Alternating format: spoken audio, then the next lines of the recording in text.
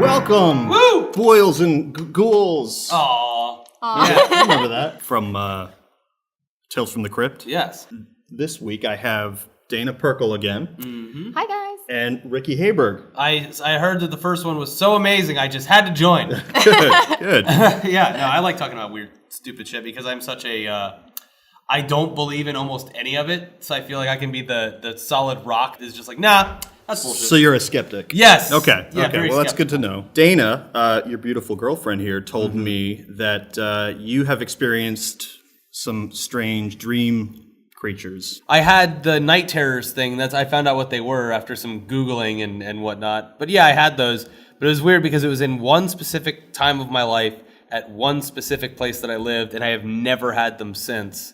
And I don't know, I haven't been to like a shrink about it or any quack about it. So I don't know what led up to it. I've read online that it was like, overstress or, something like that. Well, that's what's interesting about it is that it's a shared experience. Yeah, so for those of you who are watching who may have never heard of night terrors or don't know what it is, I think they call it like sleep paralysis. Sleep paralysis, yes. Yes, exactly. So this is actually not uncommon that much. I mean, a lot of people have actually experienced this, and it's all generally the same. Exactly. I saw exactly the same thing as tens of thousands of other people. Can you describe it for us?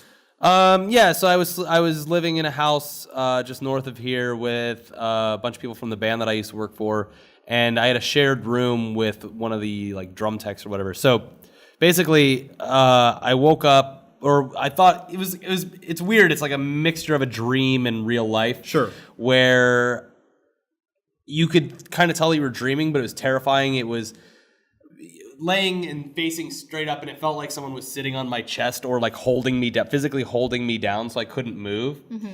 And I just saw like shadow creatures coming through the window. Like it felt like I kind of could come out of my body and see that they were coming up the hill to my window. So like I knew that they were approaching before I even saw them, and then when I looked into the window, I saw two shadowy figures kind of peer into it, and I started freaking out. And so the drum tech was sleeping across the room from me, and I just remember like leaning over and screaming at the top of my lungs for help, but all that came out was like, right, and it was like extreme physical exertion. So we're talking about dream demons. Sleep paralysis, whatever. Dreamins. And that's all it was. And then I had it twice there, basically the same thing 2 times.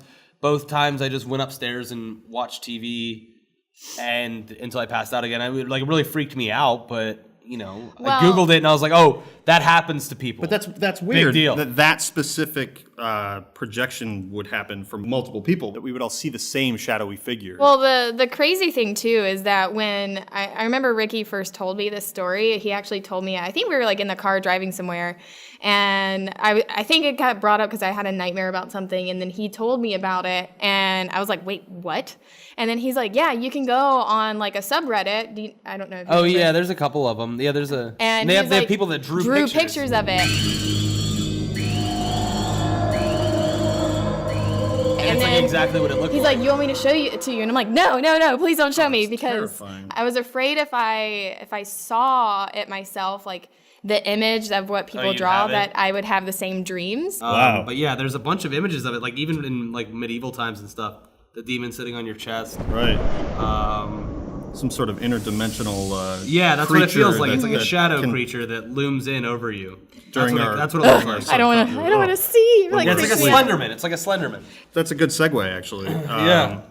Because Slenderman it does feel like That it was is... a very natural segue. Yeah, it feels like this collective character that we all sort of can identify with on a certain level. Yeah. It's an interesting story with the creator of Slenderman having it. He submitted it to a website, right? Do you know the story of how it got created? It was. Eric I think Knudsen, it was right? creepypasta. Well, Didn't it originate as a short story online? It was, according to the Huffington Post, it was the comedy site Something Awful. There was a call for submissions to send in like creepy images. Yeah. And he sent this Slenderman concept in and wrote a short piece about how he preys on children. Yeah.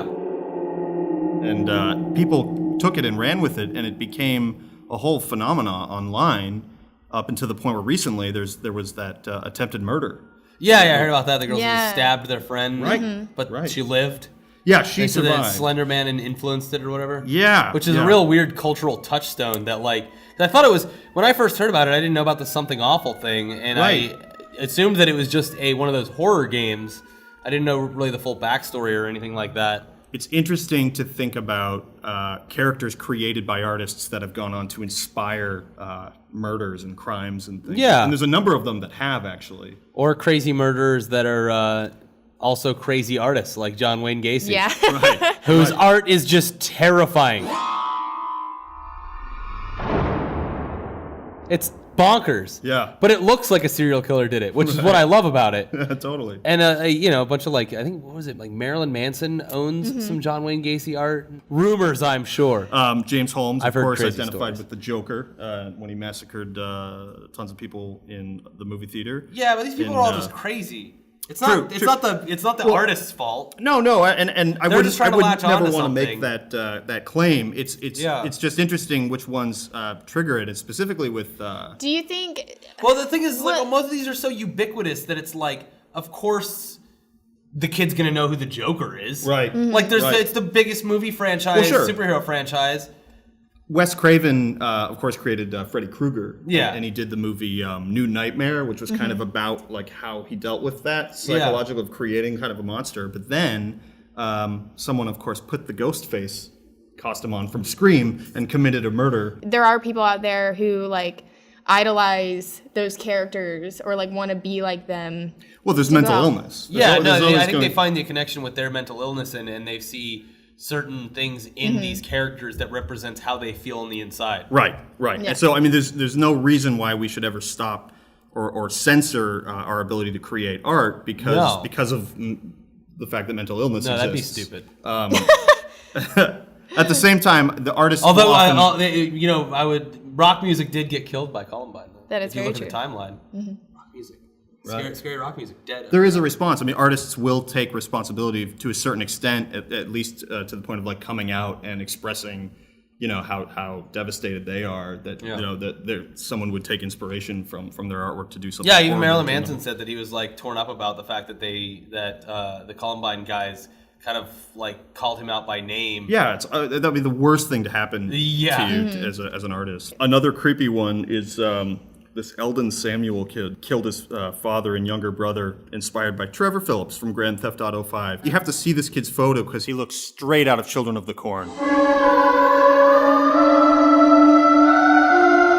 That was the connection that I made. See, That's something. my whole thing with a lot of these is that when lawyers get involved, Yeah. the lawyers are going to be like, "Hey, you were playing Grand Theft Auto, so Trevor Phillips is crazy." Well, Just say that they your always influence, want something to blame, There right. is you can blame it on a million things, and then you get to like plead insanity or plead this or plead that, yep. or you make other things the scapegoat, and that's the problem. Is it's Right. like no one's ever just like, "Well, this dude's fucking crazy." Yeah, I'm just saying it's interesting when artists create something that go on to have such an impact on culture. Sometimes it's horribly negative, and it's just the way it's going to be because it's never going to stop. No, it'll never Right. stop. No matter what, it could be like someone goes crazy and like kills someone because they think that Justin Bieber was secretly telling them to backwards on an LP, or Right. it's like it Right. could be Well, I anything. think the Beatles were anything that's associated yeah, with, exactly. Manson, anything right? that gets to a certain place in humanity as whether it's like a cultural milestone or like a brilliant piece of art or a brilliant musician or anything that's like rises to the top of the consciousness of people, Well- their brain will just automatically like fire on just those things specifically. And there's also that group of people who are also the ones that do this kind of things or commit mass murders or do stuff like that for notoriety, just to be on absolutely. television. They want to be famous, And now more than infamous. ever, Oh yeah, our culture is obsessed with being famous. Yeah. Let's talk about some creepypasta. yeah. What she was talking about reminded me of the creepypasta short story that I was talking with Adam Kovic a while back about. It's like if in the future, if you get sick or like get cancer or something bad happens and you need money to survive, you have to be famous because so you can crowdsource the money to stay alive. Right. And people that aren't famous are just going to die off because they can't get their money from anywhere else. Being famous is a form of survival. It's a currency. It's a No currency. joke. I was like, I brought that up to him one day. He's like, yeah, I was like talking about doing a short story about that or something like that. I love that. That's great. Yeah. Well, Lon, since you're the expertise in the creepypasta background, why don't you explain for the viewers who don't know what creepypasta is? Because I didn't when I first heard it. Yeah, thanks for that. I'm actually really excited about the fact that Machinima has taken an interest recently in creepypasta, and we're doing some things internally around it, and I've done some research into it, and I just kind of created like a little top 10 list of ones that I find interesting.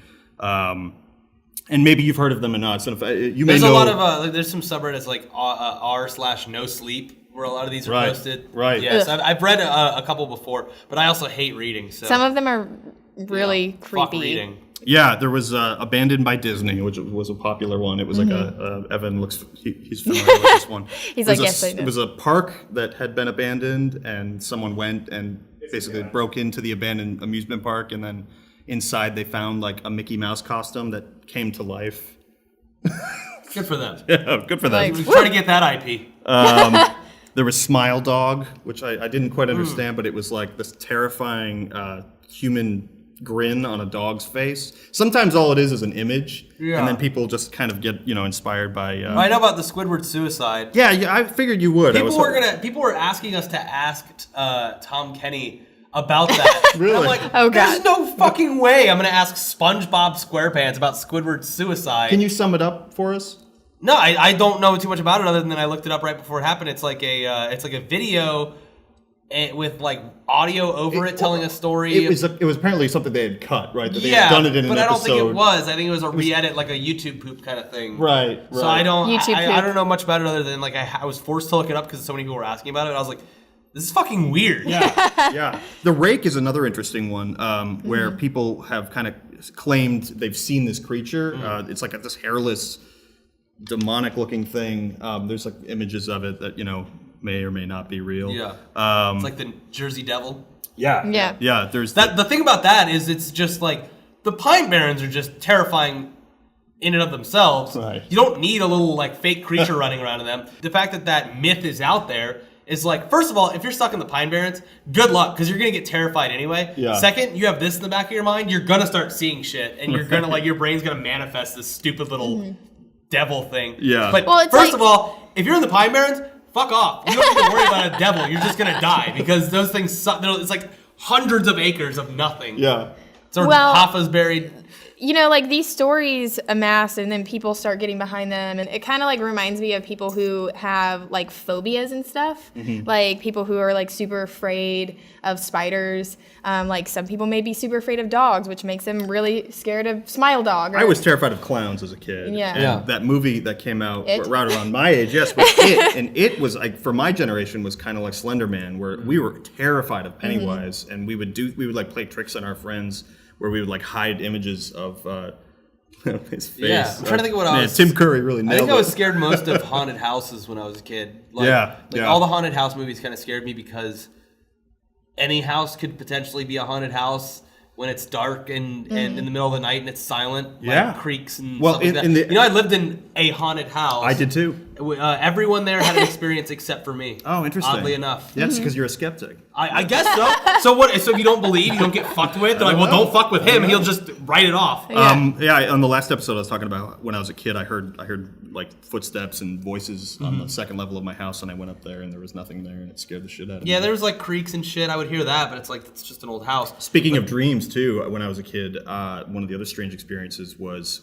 waking up in my bed and then going through a hole in my wall where it was like white, and being suddenly in a weird white room where there was like some toys, and I started kind of playing with the toys, but it felt really weird, like I was being watched, and that's all I can remember. But to this day, I always wonder, was I being like tested, or was I think it you were being molested. Or I don't know. I mean, so with I, people that claim to have been like abducted by aliens, say it happens at a very young age, where they test the waters with you, and then I think I failed the test because if that was the case, so they never came back. And my roommate was like one of the first nights he was there because he used to live in the room that I was in, and he was like, I just remember that, like I could hear someone like breathing in my ear and like talking really low and stuff like that. Yeah. And he went upstairs to his roommate who hadn't lived there, or wasn't there anymore, and he was like, "Hey, like, does voice like travel really well through the vents in this place? Because I could hear you like all night last night." And he's like, "I wasn't here. I was at my girlfriend's house." So he just like, but it could be anything. Who cares? Right, and everyone else had one, but I never had one. I never felt scared in that place or anything at all. But a lot of people would come over and get really like nervous about being there. Ours was really old too. It was 200 years old, and the people that moved into it after we left claimed they saw the apparitions. Everybody wants to be the next Amityville horror author. Right. I went to the Amityville house, the real one. Oh, did you? What was it like in there? I was fucking blackout drunk, and I was like, we were at a bar nearby, and we were like, take me to the Amityville house. I was probably like 25 or something. Take me to the Amityville house. They're like, okay. Get in the car. They drive me over there, and I just like was like, ah! Like screaming at it or something. But there was people living in it. I saw their TV on and stuff, so they're probably just like in there, like, gosh, another one of those fucking drunk assholes. Yeah. Well, I mean, there's some people that claim to be more like in sync with that sort of like spiritual realm. You know, Daniel's assistant. Next. She's is she gone now? Yeah, she's gone. Oh. Breaking news. Oh, she was wonderful. She was great. If you're watching this, Daniel, we all feel bad about it. Well, Danielle, I want to invite you on back onto the show because I talked to her about coming on. She had a lot. She was like into Wicca and some interesting stuff, and she kind of looks the part too. Yeah, you know? yeah. We went to New Orleans and did the witch house, and I was like, yeah, I mean, cool. Cool. Yeah. I don't think that there is.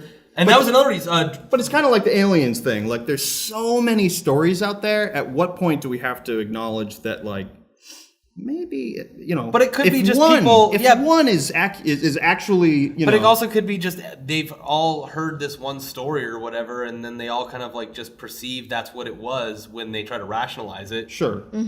But that means that has to be happening for every single time this happens, right? Yeah, but it's just like anything else. It's like your dreams are based on your reality for the most part. Sure, you can like, in one you might be able to fly, but you're flying through a city that could actually exist or whatever, and aliens are so, you know, such a main part of our culture that if you're going to have an alien abduction dream, you're going to know what they look like. You're going to see the gray humanoid thing with the big eyes or whatever. Right. It's rare that people see like a Leviathan alien or like a squid-looking alien or something. Like they always see the stupid cone head, big black eye thing because that's what they're brought up to think what aliens look like. But how do you think that whole image started? I don't know. It's very humanoid looking, so maybe someone just like. I mean, some of the abduction stories that have surfaced are also like oddly similar. You know, where there's like. Can I go on record and say that I do think that aliens in some form do exist somewhere in the universe? Yeah. I'm not saying that that's not true. Whether it's a little gray guy or or if it's like a plant or someone that looks like us. Whatever. Yeah. But me with a cock for a face. Right. That's what I think they look like. But no, I think that that's possible. I just don't think that like all these drunk rednecks out in the Midwest or like the deserts are necessarily getting abducted by aliens. No, not necessarily abducted, but yeah, I mean the Phoenix Lights that we talked about last time, that's an interesting one because of how many thousands of people throughout Phoenix saw this enormous craft going over with this weird translucent material and then it just disappeared. Glowing orbs, and then it's gone. And I don't know, it's at a certain point, and even the governor changed his tune at the end of it, and he's like, I think it's aliens. Wait a minute, what? You know, and then you start to look at the amount of credible people that alien means a different thing in Arizona. They're talking about Mexicans. That sheriff, he really hates them. It's true. Arapaho, is that his name? No, you didn't, Ricky. He doesn't like them at all. He wants all their green cards pinned right on their shirt. Yeah, well, it's because of that experience. Going back to the creepypasta talk. Yeah. I'm curious to why do they call it creepypasta? Because wasn't it like a copy paste? Copy pasta. Yeah, Copy Well, it came paste. from copy paste because people were retelling these stories that would pop up on random like old website forums. Right. And they were basically just creative writing exercises. Yeah. And they were copy pasted onto 4chan. And I think it's linked to some of the earliest iterations of the internet and how people were using it, right? Yeah. We were sharing stories of paranormal and things like that with each other. Yeah, I mean, even when the internet first got really going, at least for me, you know, AOL and stuff like that, one of the main Guys, things on Ricky's there was very old. Yes. One of the main things that I was honestly looking at all the time back there was Area 51 shit, alien shit. Like I was super into it back then. I still am into it. I watch it all the time. I watch Ancient Aliens all the time because I think it's entertaining. Yeah. Not because I think that an alien came down and told an Egyptian guy like how to move a stone to the top of a pyramid. I just think it's funny. Yeah, I do too. I find it very entertaining. I watch it for the same reason that I watch Doomsday Preppers because I like laughing at Oh people. God. But then there's also this point where if it does begin to challenge your sort of common worldview, there is this sort of like area where it's either like, I'm going to either embrace it and say, I think aliens are engaging the planet, or I'm going to not because I think that's going to make me sound like an idiot. Well, why right? now? There's certain things like the pyramids, Yeah, because if they like are- how was it like the aqueducts of Rome Yes. and stuff like that. It's like all these technological advances that have happened throughout history. You know, people, maybe humans don't get enough credit for being as smart as they are and developing these things on their own. But I'll tell you right now, like my dad fully believes that aliens help technology shit, and I'm sure it's fun for him to think that. But he's like, I don't know. I'll tell you what, Roswell happened, and then all of a sudden, 15, 20 years later, we land on the moon, and that just doesn't happen. Like you don't go from thousands of years of human evolution to this span of 100 years where 100 years ago, you know, barely telephones, like no crazy shit like that, no computers at all. And within 100 years, when humans have been around for so long, within 100 years, you now have like a cell phone in your pocket that does everything on the entire world. Yeah. You've landed on the moon. You've sent things to Mars. You've sent things to almost every planet in the solar system. And now we have the Apple Watch. The Apple Watch, fleshlights. You know, those didn't exist. Right. Nope. Right. Well, it's exponential, right? Technology seems to it's like a snowball. Yeah, but it's only and what a snowball it's been for 100 years. It's been And amazing. I'm not saying at all that it's alien stuff, but like my dad fully believes. And for you kids watching, Ricky's actually been to the French catacombs. So if you need someone to come and show up and like bless your house, so it's not I've done a haunted lot of anymore. creepy shit. I went to a Insane asylum. That Yep. video's on the internet. Right. Yeah, you guys should go watch his abandoned insane asylum because right at the end, he's leaving with all of his friends. They went through like the whole place and no one was there. They're leaving, and then the bell on top of the building starts ringing. Oh, really? That's Probably cool. homeless people.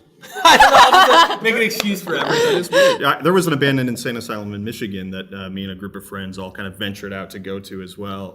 But we got like warded off by the police because I think the word had gotten out and people were trying to go and check it out. I mean, it was creepy, sure. Because Yeah. you're out in the middle of nowhere in the middle of the night in a place that was shut down. Like, however many years ago, we went into one room where there was just the whole floor was covered in paperwork, and you'd like pick up a paper and it'd be like, you know, medical study from 1956 or whatever.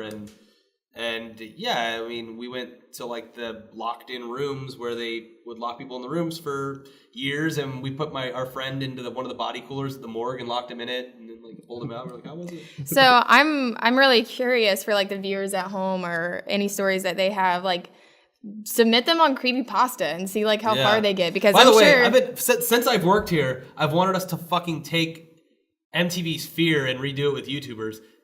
If people want to see it, I really want to make that. Yeah. I want to do that so bad where we take like Gizzy Gaza and Zombie Unicorn, like me and Elliot or something, and go to an insane asylum out here in California in the middle of the night. Oh, that'd be great. And because That's a really good idea. Freak out. If you Freak guys out. want to see MTV Fear, but No, not MTV. Machinima's Fear. Machinima's Fear. But we'd have the same. Give it intro a thumbs song. up. I'm not the one who's so far away when I... Yep. And soon we'll have like an email or a process where you can submit your own stories, personal experiences of the paranormal or creepypastas. So more of this stuff is going to be surfacing as we put this content out. But thanks for joining us. Hope you enjoyed the. Sorry, I try to rationalize everything. No. This is what that's about. Right, Sure. right. Yeah, like just we're just it's very discussion. free form. Let's just bring up really weird shit. No, this is fun and- though. I could have kept going forever. Yeah, I know. Yeah, we'll have to have you on again. Ricky has some pretty crazy stories. So. I saw a ghost once, but we'll save that for next time. You did see a ghost. I did see. Wait a minute. I'm not going to talk about it. No, I'm not going to talk about it. Let's save it. Man. Save it for next time. All right. Well, good luck with your dreamings. Thank you. I never had them since. So there you go. Okay. Maybe it was just the place you were in. It's not haunted. It was just I was stressed or something. I was smoking way too much pot back then. That's the problem. That'll do it. Yeah. That'll do it. Thanks for joining us, guys, and be sure to like this video, share your weird experiences in the comments below, and we'll see you next Saturday.